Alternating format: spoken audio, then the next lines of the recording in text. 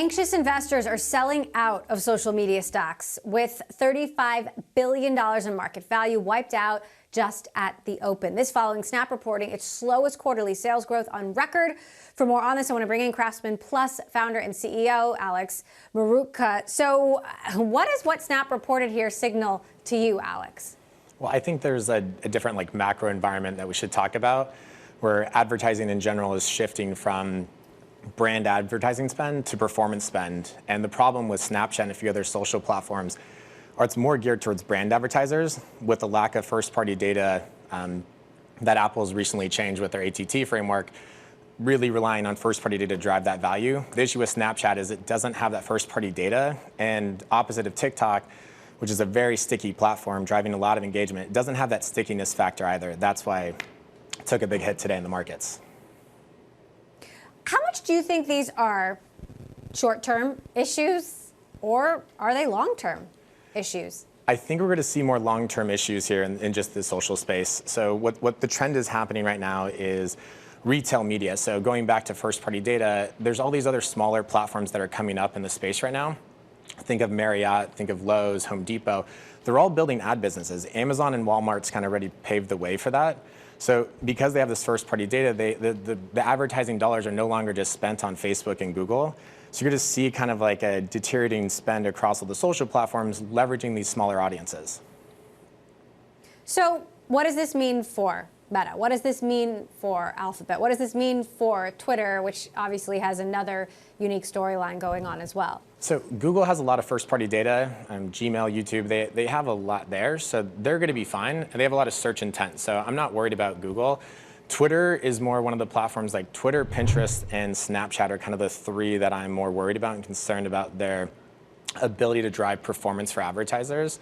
Meta, they still have a lot of first-party data. Their algorithms are really robust. I think they're going to still be able to be a player in the space and drive a meaningful value and continue to have a prosperous business. Even if Mark Zuckerberg isn't as focused on Facebook and Instagram as he is on trying to pivot into the metaverse? I mean, Facebook's just a machine, so that company has a lot of great talent behind it. A lot of folks have built that up, so even if he is focused on metaverse, I still think that platform is still where majority of advertisers spend their money, and that's not going away, at least anytime soon. Now, Ad Week just happened in New York. What are the big themes, the big takeaways about how advertising more broadly is changing? Yeah, so there's a different framework. So Apple just announced their Scan 4 update, which is kind of their framework of how to handle privacy. And what the big changes are is we need more data. And so how do you get more data?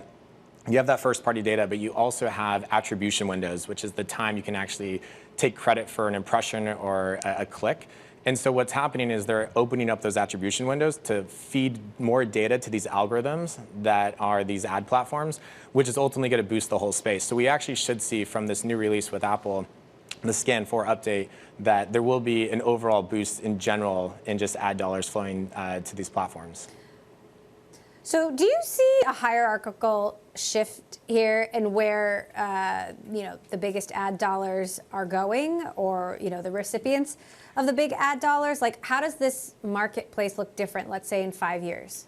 Yeah, so right now what's happening is, Facebook's still a big player in the space. Google's going to do well. Apple's probably going to merge into it in a meaningful way, so we should look out for Apple. TikTok's got its stickiness and going to continue to drive kind of those high flyer advertisers that are looking for that mega win. They can find that on TikTok. So they still have the dream. The ad business hasn't been totally proven out, but they have the stickiness factor. It's all these other platforms. What we're kind of seeing in the space that's interesting as well, that was brought up at Ad Week, is connected TV. And so you're going to see a shift from these digital platforms that are just on your phone and the smaller devices, shifting over to larger screens, connected TV, with Netflix, Disney getting into the space.